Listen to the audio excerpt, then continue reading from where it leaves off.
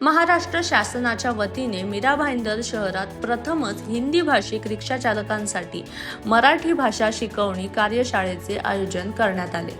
प्रवासी आणि रिक्षा चालक यांच्यातील संवाद अधिक सुलभ व्हावा तसेच मराठी भाषेचा वापर वाढावा या उद्देशाने हा उपक्रम राबवण्यात येत आहे। ही नाविन्यपूर्ण संकल्पना महाराष्ट्र राज्याचे परिवहन मंत्री आणि धाराशिव जिल्ह्याचे पालकमंत्री प्रताप सरनाईक यांच्या पुढाकारातून सुरू करण्यात आली असल्याचे सांगण्यात आले। विशेष म्हणजे हिंदी भाषिक असूनही मराठी माध्यमातून 10वी बोर्ड परीक्षेत प्रथम क्रमांक मिळवणारी गुणवंत विद्यार्थिनी सपना कुमारी हिच्या मार्गदर्शनाखाली रिक्षा चालकांना सोप्या पद्धतीने मराठी भाषा शिकवली जात आहे। दैनंदिन व्यवहारात वापरल्या जाणाऱ्या मराठी शब्दांचा आणि वाक्याचा सरावही या कार्यशाळेतून करून घेतला जात आहे। प्रवाशांसोबत संवाद साधताना भाषेची अडचण दूर व्हावी आणि नागरिकांना अधिक चांगली सेवा मिळावी यासाठी हा उपक्रम महत्त्वाचा मानला जात आहे। तसेच शहरातील विविध भागांमध्ये 16 तारखेपर्यंत अशा कार्यशाळांचे आयोजन करण्यात येणार असल्याची माहिती प्रशासनाने दिली आहे। दरम्यान संबंधित रिक्षा चालकांनी मराठी भाषा शिकणे आवश्यक असल्याचे स्पष्ट करण्यात आले असून सूचना पाळल्या नाही तर पुढील कारवाई केली जाऊ शकते असा इशाराही प्रशासनाकडून देण्यात आला आहे। हा उपक्रम मराठी भाषेच्या जतनासोबत स्थानिक स्तरावर संवाद अधिक प्रभावी करण्याच्या दृष्टीने महत्त्वपूर्ण मानला जात आहे।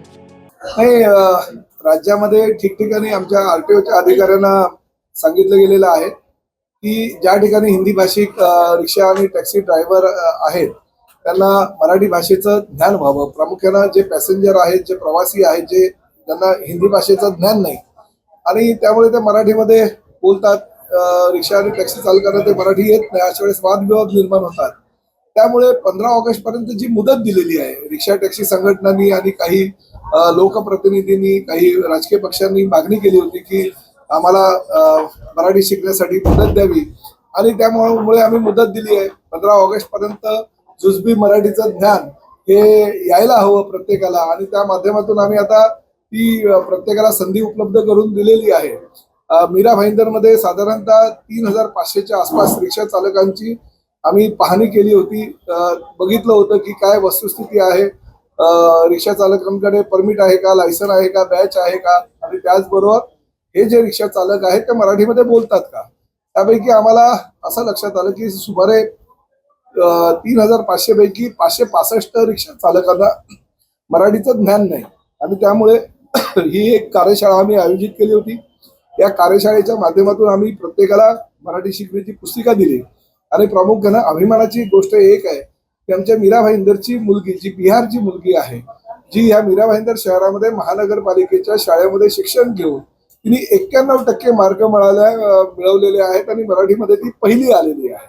तर त्या मुलीच्या हस्ते सुद्धा त्या रिक्षा चालकांना आम्ही ती पुस्तिका दिली आणि आम्ही हेही सांगितलं की ती मुलगी आपल्या महाविद्यालयीन शिक्षण पूर्ण करत असताना तिने तिच्या पूर्ण अभ्यासातून वगैरे 1 तास रोजचा काढून जर आमच्या रिक्षा चालकांना थोडं जुजबी ज्ञान जर दिलं किंवा मराठी जर शिकवलं तर त्या मुलीचा शिक्षणाचा खर्च तर असाही मी सांगितलंय करतोय म्हणून, परंतु प्रत्येक रिक्षा चालकामागे 100 रुपये तिला मिळतील आणि जेणेकरून तिच्या जो काही शिक्षणाचा खर्च आहे त्याला हातभार लागेल आणि एक चांगल्या प्रकारची कार्यशाळा झाली। प्रामुख्याने जेवढे रिक्षा चालक आज या ठिकाणी आले होते त्या रिक्षा चालकांनी मराठी आम्ही शिकू असं सांगितलं। आमच्या हेमांगिनी पाटील आणि त्याचबरोबर त्यांच्या सहकार्याने अतिशय चांगल्या प्रकारे या कार्यशाळेचं आयोजन केलं आणि अतिशय चांगल्या प्रकारचा प्रतिसाद सुद्धा मिळाला। यावेळेला भाषणामध्ये आपण असं म्हटलेलं की 15 दिवसांमध्ये मीही भाषणामध्ये प्रामुख्याने मराठी नाही, 15 ऑगस्ट बघा, आज त्यांना मराठी येत नाहीये म्हणून त्यांना हिंदी भाषामध्ये त्यांना ज्ञान देणं माझं कर्तव्य आहे। राज्याचा परिवहन मंत्री म्हणून मी काम करतोय, परंतु जर त्यांना 15 ऑगस्ट पर्यंतची मुदत दिलेली आहे तोपर्यंत जर जुजबी मराठी त्यांना आलं नाही तर माझा सुद्धा नाईलाज आहे। कायद्यानं जे काही अधिकार मला प्राप्त झालेले, आमच्या अधिकाऱ्यांना प्राप्त झालेले आहे, 16 ऑगस्ट पासून आमची परत मोहीम चालू होईल आणि त्या दरम्यान जर कुणाला मराठी जुजबी मराठी जे आहे ते आलं नाही तर मग आम्हाला त्यांच्यावर कारवाई करावी लागेल। कारवाई ही अटळ आहे, परंतु माझं परत असं सांगणं आहे की आम्ही वेळ दिलेला आहे। ज्या लोकांनी आमच्याकडे वेळ मागितला त्या प्रत्येकाला आम्ही वेळ दिलाय। त्यांनी 100 दिवस मागितले होते, मी 105 दिवस दिले आणि ह्या 105 दिवसामध्ये जर तेवढं जुजबी मराठी तुम्हाला येत नसेल तर जाणीवपूर्वक तुम्ही त्यामध्ये राजकारण करताय। आमची मराठी अस्मिता आहे, मराठी भाषा आहे, मराठी आमची मायबोली आहे आणि मराठी मायबोली, मराठी आमची अस्मिता कुठल्याही परिस्थितीमध्ये आम्ही तुमच्याकडनं शिकूनच घेऊ अशी निर्णय आम्ही केलेला आहे आणि त्या पद्धतीनं आम्ही ह्या अशा कार्यशाळांचं आयोजन करतोय. त्यामुळे महाराष्ट्रात जर व्यवसाय करायचा असेल, महाराष्ट्रामध्ये जर तुम्हाला धंदा करायचा असेल तर मराठी येणं अनिवार्य आहे. अन्यथा 15 ऑगस्ट नंतर कारवाई ही अटळ आहे. हिंदी